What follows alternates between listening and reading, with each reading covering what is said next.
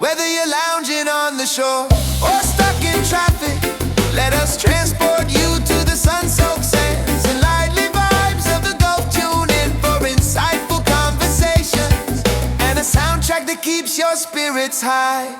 I am T-Rex, and welcome to our brand new podcast, Tropical Standard Time on Gulf Coast Music Radio. I am joined by someone that's very important in the trop rock community. He is the founder and organizer for Pirates in the Harbour. I want to introduce Glenn Atwell. How you doing today? I'm doing great, thank you. And before we go any further, I have to say I also have a wife named Kelly Atwell who has stood beside me in all this, so I don't want to take all the credit. Okay. Absolutely.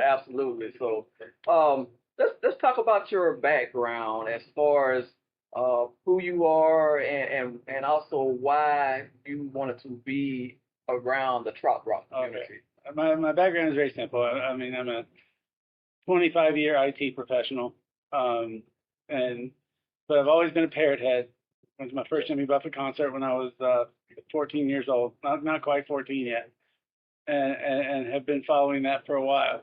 I got into trop rock during COVID, ironically. I knew John Patty from previous relationships with family and friends.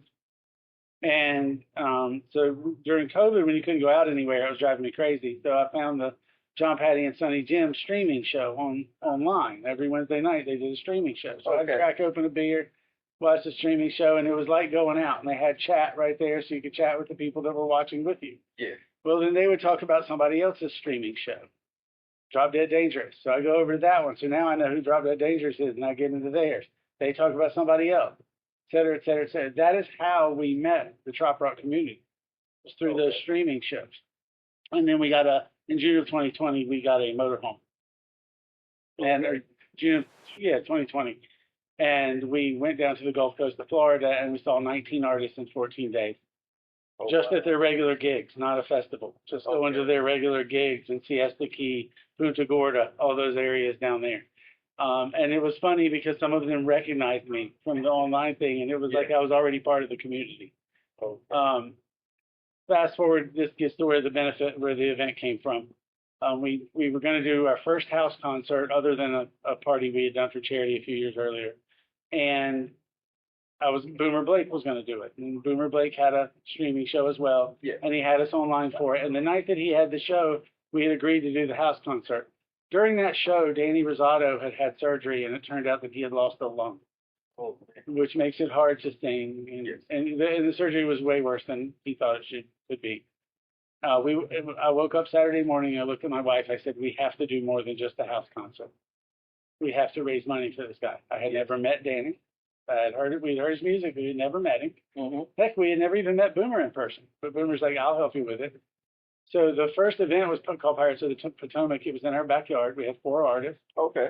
And we raised $8,000 for Danny that day. Oh, wow. That's awesome. And we did it with the help of the TRMA Artist Relief Foundation, because we weren't a charity, but we wanted somebody that was a 501c3 to help us so people could donate and get the deductions. So they worked with us. After that, we decided that it was best if we keep doing that type of event, but do it for the TRMA as a whole, in the hopes that we never have to do an event for an individual artist again. Yes. That the TRMA Artist Relief Foundation would be able to help take care of it. So since then, that's what we've done. The second year was in our backyard again, but then the third year was in a brewery in Pennsylvania, as was the fourth year. And unfortunately, that venue closed, and with our motorhome, we spend more time down here than we did there. So Pirates in the Harbour is now down here on the Gulf Coast. Yes, and we are one of the sponsors for it, and thank you so much for that opportunity. As far as the selection of artists that you have for Pirates in the Harbour, how did you come up with the selection of bringing these great artists to the event? I have a couple of theories, but there's no real rule to it. I got to pull my list up to make sure I don't forget anything. Okay. The one thing we always try to do is tie local artists in. no matter what we do or where we are. This being the first year down here, and thank you to you guys. It's almost like the first of year event all over again. And thank you for you guys for being a part of it. Even though it is the fifth event we've done, it's different because it's in a new location and a little bit of a different structure. Yes. But so I start by saying I want to include local artists. This year was a little weird because unfortunately we had to cancel last year's because of the venue closing. Mm-hmm. But I had already had some commitments to and from some artists. The Jonas Lawrence Band, for example, we've been trying to get Jonas to play for us for 3 years. It's never worked out. And then last year he was going to finally make it, and then the venue closed. So there was no doubt he was going to be the headlining artist there. Dave Freeman, who was doing the Friday night kickoff event, as well as playing on Saturday at the main event. Dave has, in the last 3 years, always done our kickoff events the night before, even when we were ticketed.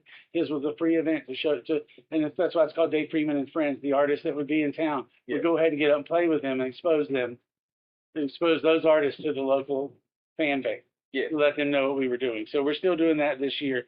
A couple of the others are just personal favorites, to be honest. But the locals are Justin Colbart, who I really like, who plays down here all the time. Yes, I do. Yes. And Bob Durand, who is a longtime trop rock person, knows all the trop rock, but is also local. Yeah. So I can kill two birds with one stone right there. And they're going to kick the event off with a songwriter round between the two of them, song swap, whatever you want to call it. The other local-ish person is Greg Mahaley. He's new in the trop rock scene. He's really talented musician, producer. He's got some new songs that have come out just in the last couple of weeks. He's from Pensacola Beach. So it's connecting to that area and bringing some of that sound over to us as well. And then Reggie Starrett, who is originally from Georgia, lives in Jacksonville, Florida now. Reggie's just fun at these things. Reggie brings a following of his own. And again, we used to support Reggie's event, and Reggie has always wanted to come to ours. So now that we're closer, it was something that we could do. And then the last one that I haven't named, the last artist on stage I haven't named is David Baker. Mm-hmm. David Baker is an incredible singer. He has more range than anybody you've ever heard. Okay. And that's a hint as to what you might see when he gets on stage. Yeah. He's from Missouri, but he's incredible. He doesn't travel a lot, and he picks and chooses where he plays. Okay. And I'm very proud to be able to have him play. He did not hesitate when I asked him. And he's actually going to sing a song specifically that I asked him to sing at the event. So we'll see how that goes. The only other person I want to mention is Danny Rosado. Danny lives down here now. Danny himself will be there. Okay. He doesn't have a slot in the schedule because unfortunately after his surgery and things, his voice never really has come back yet. Okay. We have hopes that it will, but it hasn't yet, and he does not feel comfortable doing his own set. Yes. But he will play with the Jonas Lawrence Band. That's confirmed. He will be on stage with Jonas Lawrence. So you'll get to see Danny Rosado on stage, playing his guitar, etc., which is something you don't get to see a lot anymore. Okay. I know originally it was scheduled as a one-day event on Saturday, March the 28th, but now it is a 3-day event starting on March the 27th. So how were you able to secure 2 additional dates for this great event coming up? Two things that Pirates in the Harbor's always been known for. One, it's being done at a brewery, which is why we're doing Warrior Beer on a Saturday. That's sort of what we're known for, part of what we're known for. Yes. The second thing is it's always been a 3-day event, at least part of 3 days. It was always Friday, full day Saturday, and a Sunday morning faith-based and songwriter session. And I always wanted to do that, but when we first started the process down here, I'm like, we're new down here, nobody knows us. Let me just see if I can get just a one-day event. Right. Absolutely. I had communications from fans, trop rockers from around the country. You know, we would love to come, but it's hard to justify the expense of that airplane flight for just one day. Understood. And so I started thinking, okay, let's try to do the kickoff party. Let's see if we can do that somewhere else. We originally lined up one venue that did not work out, and Judd Williams and Concerts on Canal, the house concert venue, came to the rescue in a big way for me. I can't be more grateful for Judd than that. So the original part was we added a Friday night Dave Freeman and Friends show there, which is going to be sort of like a house concert, but sort of not. So that's going to be really cool. just to kick everything off. Some of the artists will already be in town, so you'll see some of them. And there are even going to be some other artists in town that aren't on our schedule that I'm trying to get. Can you drop some hits? No, not yet. But I'm trying. I'm working on that because I know that I just found out they're going to be in town, so we'll see. But then I took that further. Judd was like, anything you need, whatever you need, and I said, would that include Sunday? Okay. And he goes, sure, whatever you need.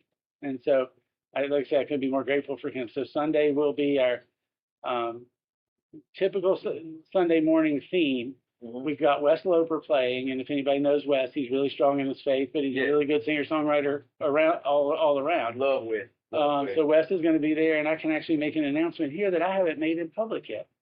That is going to be a catered brunch by the chef that does the Breakfast Club, where they have music locally in the Perdido Key area. Okay. So he's going to be catering it. I think it's going to be about $15 a plate. Proceeds all go to charity. It's going to be full-blown, like, gourmet breakfast brunch, whatever you want to call it. Yeah. And probably free mimosa, as long as they last. Okay. That'll be on Kelly and I, but we're going to make that happen. This brunch has to have mimosa. Just kind of goes together. Yeah. But all the things at Judd's at Concerts on Canal are bring your own, BYOB. So people can bring their own food and drink there. Obviously, at Warrior Beer, that being a business, Right. Mhm. we prefer you purchase from them, and we are working on a food truck for that night for Saturday. It has not come together yet, but I'm sure it will. I just need to Yes. get on it. I had to wait for Party Gras to be over. Everybody down here was busy with Mardi Gras. Everybody was busy with Mardi Gras. Mardi Gras and Mardi Gras. Yeah, both. Yeah, both were very fun. We were both at Mardi Gras. But I got back here and everybody was busy with Mardi Gras, so I had to wait until all that ended. Yeah. It seems like the event is meant to be because you have so many people that's willing to help, and of course, like you said, it had previously always been a 3-day event, but it was so easy to add those 2 additional days. So what is it like to be surrounded around some people that love the trot rock genre, but yet have helping hands, want to help benefits, silent auctions and stuff to help benefit artists? It's amazing, and I do need to share this because that's part of the reason we moved it down here. Every one of these events that you see has a Parrot Head Club behind it. Yes. Or an organization. We don't. It's me and my wife. Oh, that's it. And for the 4 years in Pennsylvania, that's all it was. It was that is a very sparse music community. Yes. There are Parrot Head clubs there, but they tend to do their own things and not travel, for lack of a better phrase.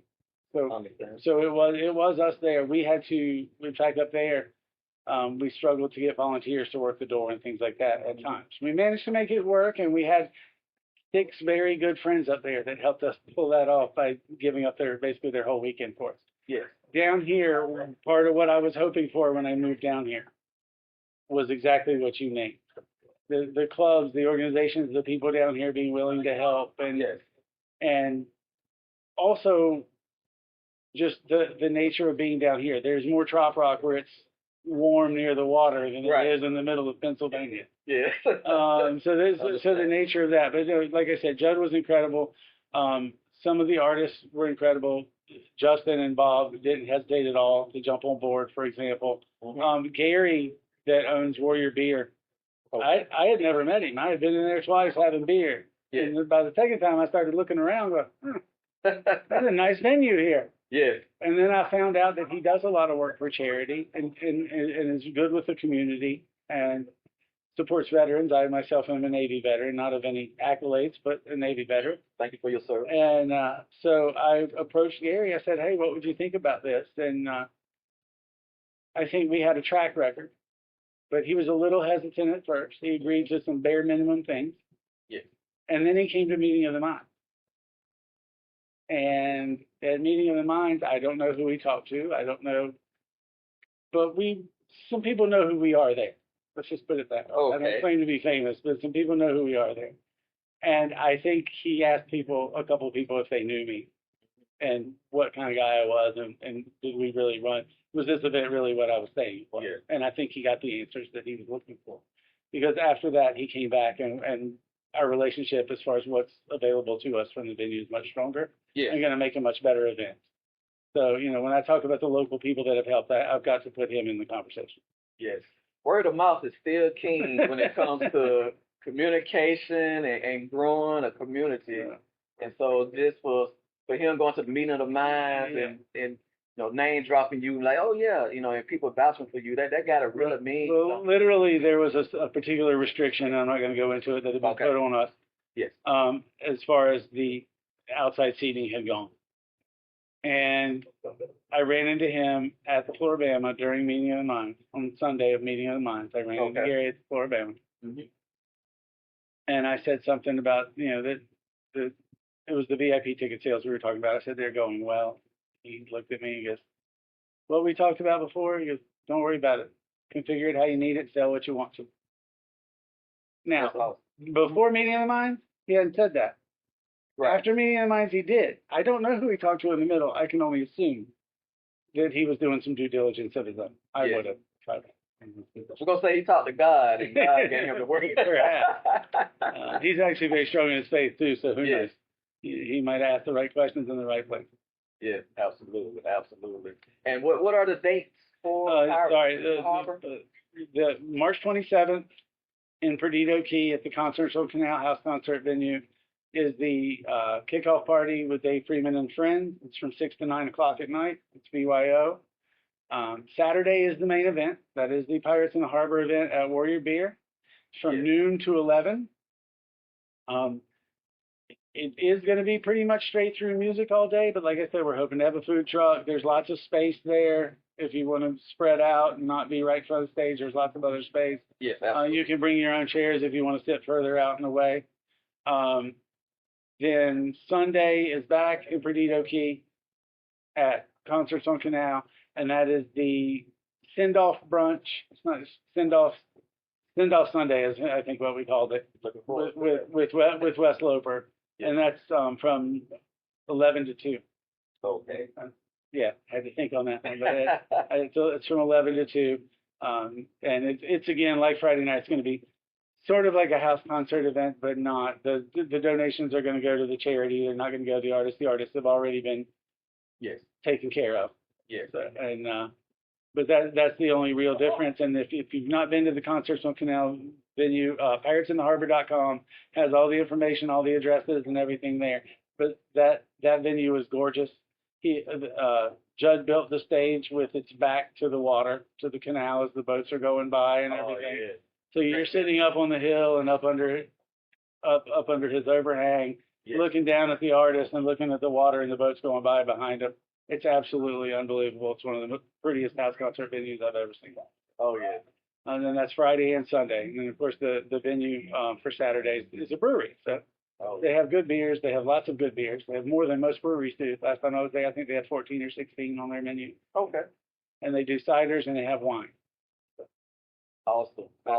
And if we have out of towners coming in, this is definitely on Central Time. So absolutely, just to let you know that up front. Glenn, I want to say thank you. Thank you. For taking your time coming on Tropical Standard Time to talk about Pirates in the Harbor and your passion for trop rock, and definitely great. I'm definitely honored to be part of the community too. It's been well received, and just the love you feel is so genuine, and just love just hearing about different people's journeys, how they got into the genre, and how we all came together. You asked me at the beginning, like any mindset that went to why we did what we did. Yeah. And it's an old saying. I've always had the saying, take care of those who take care of me, whatever that means. Absolutely. And then we have the saying for the event, of course, which is you can't spell parties without pirates. Oh, yes. Yes. So, no, and thank Gulf Coast Music Radio. Thank you. Thank Kevin for being a part of it. We couldn't do it. We couldn't do it without you guys. I do want to mention Box 7 Media, who is our presenting sponsor, because it wouldn't have even jumped off the ground if it wasn't for Jeremy. So I don't want to leave him out. Yes, because, absolutely. It's going to be a good time. We've got some good MCs. They're funny. They're entertaining. Kenny and Nell Tice. Yes. Living Like Kenny radio show. You can look them up on Facebook. Yes. They're great people, and they'll be hanging around for the whole weekend. But they'll be MCing on Saturday because I'll be busy doing whatever else needs to be done. Okay. All right. Well, thank you so much, Glenn. Appreciate it. And you have been watching Tropical Standard Time on Gulf Coast Music Radio. I'm T-Rex. Until next time, peace.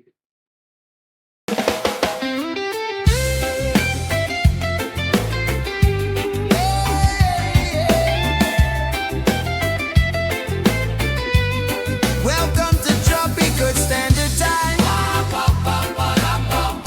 Welcome to Tropical Standard Time. Yeah, yeah. Dive into the rhythm of the Gulf Coast with our podcast, where we celebrate the vibrant sounds of trop rock, reggae, and more. Each episode features engaging interviews with talented musicians, sharing their stories and inspirations that embody coastal culture. But it's not just about the music. We explore the rich traditions, culinary delights, and beach adventures that make the Gulf Coast a true paradise. Whether you're lounging on the shore or stuck in traffic, let us transport you to the sun-soaked sands and lively vibes of the Gulf. Tune in for insightful conversations and a soundtrack that keeps your spirits high.